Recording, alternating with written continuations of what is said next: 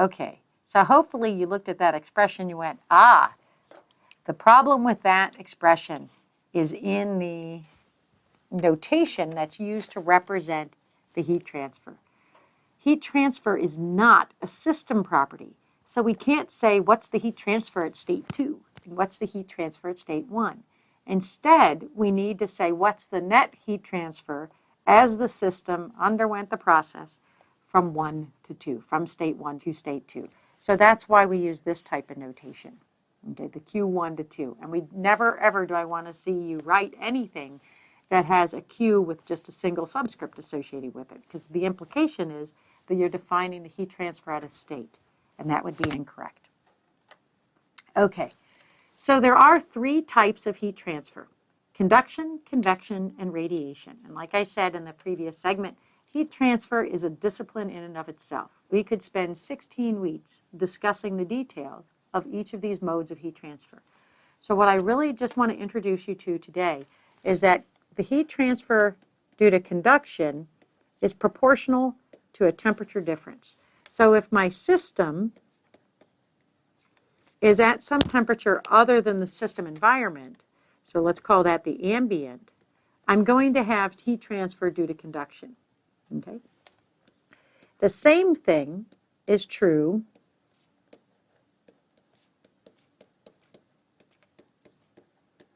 for convection heat transfer. Okay, so convection and conduction are proportional to the first order of the temperature difference. So hopefully you can see where we're headed here, in that I said first order. Radiation is actually proportional to the temperature difference, the difference of the temperatures raised to the 4th power. So that would be 4 for the system ambient. Okay, so what should be hopefully quite obvious to you is that as the temperatures in the system increase, or alternatively as the temperature in the ambient increases, radiation becomes more and more important, okay? More so than convection and conduction, because it's got that 4th order power on the temperature difference. So again, in this class, what we need to know is just really that if there's a temperature difference, then I need to consider whether or not heat transfer is important. So a lot of times we'll take our system, we'll say, oh, we're going to treat that turbine as being adiabatic, or we'll treat that compressor or pump as being adiabatic. Well, if you've ever stood next to a pump or a turbine or a compressor when it's operating, you'd know full and well it's not adiabatic, and that there's a lot of heat being rejected by those systems.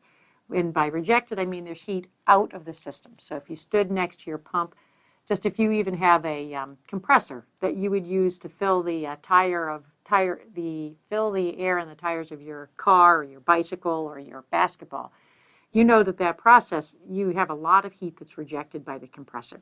Okay, so it's good for us to understand what those drivers are for the heat transfer and whether or not we need to include them. Okay, but a lot of times we will simplify the system by calling it adiabatic. Okay, and we recall from the last segment, adiabatic means the heat transfer is 0. So in reality, what we're typically saying is that we're going to treat the system as having negligible heat transfer relative to the other energy transfers in the systems. Okay, so hopefully that gives you at least whets your appetite for you to go seek out courses on heat transfer. It's a great area, and again, very sophisticated. The physics of the different areas of conduction and convection and radiation are very different. So it ends up being a very fun course to take, and it's not a pyramid scheme. So you essentially have to rebuild your learning as you move to each different discipline of conduction, convection, and radiation. Okay. So the conservation of energy. Let's get back to our guiding principles for thermodynamics. It says that in its most general description, all the energy transfer in minus all the energy transfer out is balanced by the change in the system. So in other words, the net heat transfer in, which we defined as positive, minus the net work transfer out, which we defined as positive, is equal to the change in the system energy for some time interval. So it matters how much time has been considered. We can also write the conservation of energy on a rate basis. So we would take all of the expressions that are in our, this was our generic form of the conservation of energy. And we could say, oh, we're going to do that on a rate basis. And that would change the expression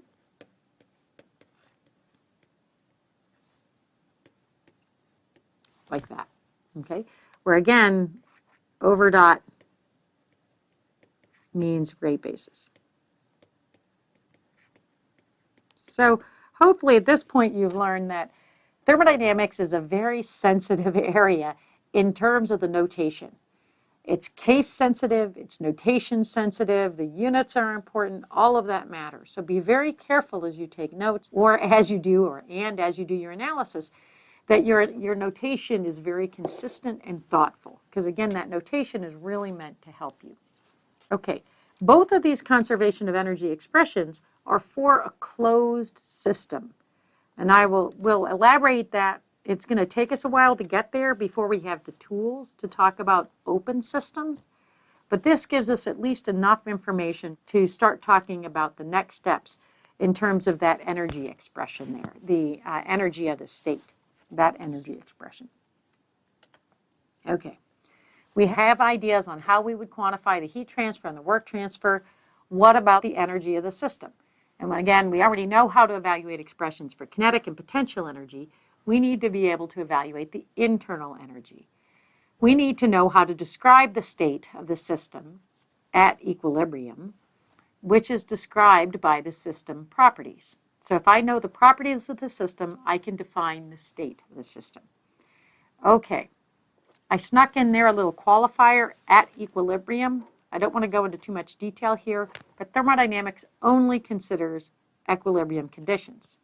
We don't consider non-equilibrated systems. So that's important for you to understand, is whether or not the system can be considered in an equilibrated state. That's a steady state where things are unchanging, right? So that's where we talk about chemical equilibrium. The system is not undergoing spontaneous chemical reaction. It's under static equilibrium, so it's not being subject to some force that's causing the system state to change. So those are the things that you want to be thinking about in terms of how you define your system. Can it be considered equilibrium states? Okay, so moving on, we need to be able to describe the system. We need to be able to evaluate the system properties in order to determine the state of the system.